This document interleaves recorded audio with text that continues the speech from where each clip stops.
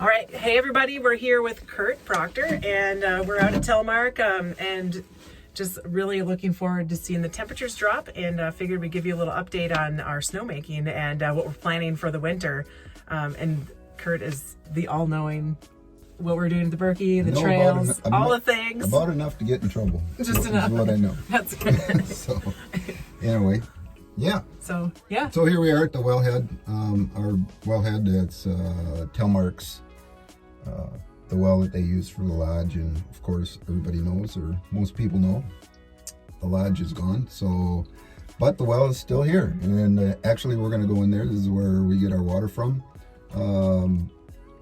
It's the only place that we have right around here that gives us enough water to make the snow, so we can be ready for the turkey Birkie in what, 17 days? Are you kidding? Look out there, it's green. It's crazy. Do you feel like winter's coming late this year, or is it kind of? No, we're right on schedule. Yeah. This is about the way it goes every year. So why don't we go? Do you want to go inside? And let's go look. Okay, there we go.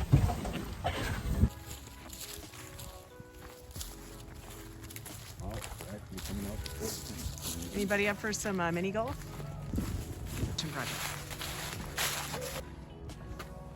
Whenever you're ready. Yeah. Well, here we are at the wellhead. This is about a 210 gallon a minute well. You can see it's pretty good size. Been here for a long time, but she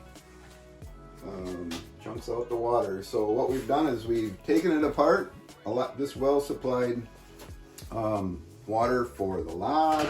It supplied water for the condos. It supplied a lot of water. So anyway, this is where the water comes from.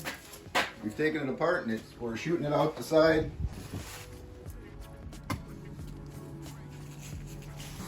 Pretty much the way we need to do things is to run our pipe above ground. So this is all SDR 11 pipe. It's 4-inch. You'd be surprised how much water will come out of this pipe. And the reason for it is just because instead of spending $3 million on a snowmaking project, we're only spending $300,000, maybe something like that. That's great. So anyway, what we do is we take the pipe, we buy it in rolls. It comes in 500-foot rolls. Stretch it out. We fuse an end on it, and then we put a fitting on the end of that, and we couple it together with flat line like this. And the reason that we do that is so we can blow it out with an air compressor when we're done. So it's real important that we blow the lines out once we're finished making snow. So in some cases, like when we first get started, it warms up during the day, it cools off during the night. We're still trying to make snow, you know, for Thanksgiving, and every morning we have to blow the lines out. Wow, that's pretty impressive. But the compressed air that you shoot in, it just kind of shoots right through the hose and shoots any ice or anything that may have built up overnight? What we do is we have what we call a pig. Okay, it's made out of, they make it out of all kinds of things, but we have a foam one, and we just stuff it in the pipe, and we have a fitting that goes on the end, and we hook the compressor to it, and we let her go, and it blows that thing, it blows the pig all the way through the line, and then out at the next connection. Oh, that's great.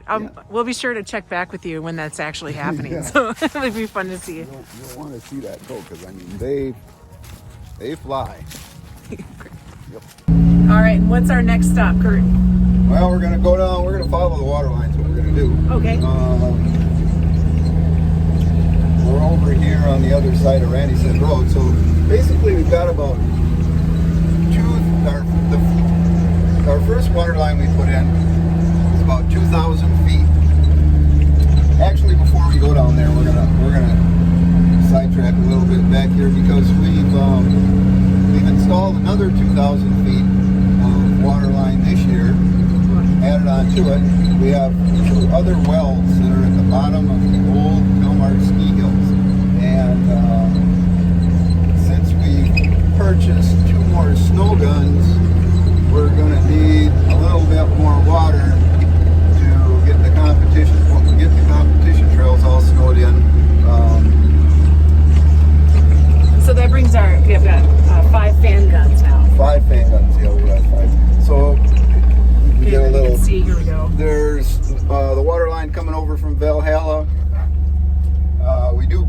every once in a while, we're going to have a trail come out here, and it's actually going to loop around the old lodge area, and it'll be a nice flat loop. People have been begging for some flatter loops because good to learn on. We've got some. Well, wait a second. What about this big, huge pile here? Well, that everybody can bring hot dogs and buns because that pile's going up pretty soon. Wow. So as soon as we get some snow, we're gonna get rid of that. Look at that. That's a gigantic pile. It is. You can see what's left to Telemark in the background, the resort. So. Yep. You got the elevator shafts back there. And so this is actually the last line that we're putting in. We just pulled that up through there today, and it's back there in the hillside. Yep, it goes all the way up that hill, and so we'll get the transitions fused onto that, and then get our couplers on there, and that will be ready to go, and we're done running pipe. Great. Here's a cool tree if we just go slow here. Little H. Okay. Oh, the love tree. The love tree. Yeah. Okay. So now we're just going to run down the water line, check out a couple of the snow guns, our HKD snow guns that we use work really good. These are really a nice unit. They tell us what the humidity is, pressures, temperatures. They work really well. All right, we got behind us too the new, what are we calling this? The cat? We're going to call that the cat house too. So the cat house? That's actually our new equipment shed, and which is going to really be nice because we'll get out of the Great Hall and we won't have to keep moving stuff in and out of there all the time. And it'll just, we'll have heat in the floor too, which is really nice. Melt all the snow nice off of the, and also we'll be able to drag our flat hose that we use with our snow guns in there and melt it off. That's awesome. When we're done. So anyway. Oh, and I learned something too, is that you don't drive a snowcat. No. You operate it. It's a big machine. Yep. So there's a little pro tip for you when you're talking about snowmaking. You can drive a car, but you can't drive a snowcat. And also we make snow, we don't blow snow, right? I mean, I guess sometimes we do if you're cleaning the sidewalk, but this is really an interesting way for me to learn about snowmaking with the above ground, and then also for cross-country skiing instead of like a traditional alpine ski slope. So that's what... Yeah, snowmakers are a touchy group. Oh, yeah. You have to use the right terminology, and boy, I'll tell you what, you pay for it. So our water line right now, we've come down from the well house. As you can see, the line runs through the woods every which direction, wherever we can get through there. We've actually had to pull all of our water line out this year since we made all these new competition trails, and the water line was kind of in the way for a lot of them. So we just basically took just about everything out. Oh, wow. And then hopefully by Saturday, we should be making snow. So the countdown to snow and turkey Birkie, which is really exciting when we're working with winter events. It's kind of, we're looking at these 50-degree days, kind of wondering when the snow's coming, but then I know when it comes, we'll know what's here. Just jump out for a minute. All right. Sure. You can see we're kind of at the top of the start area. Starts right down the hill here. We have several trails converging in one spot, and we have a line that is running over to the World Cup Trail. We have a pedestal head with 2 plugs on it, which the gun will get plugged into, and that will allow us to shoot the gun up this trail, shoot it down the roller, shoot it over to the start. We've got actually 4 different trails coming into this one location where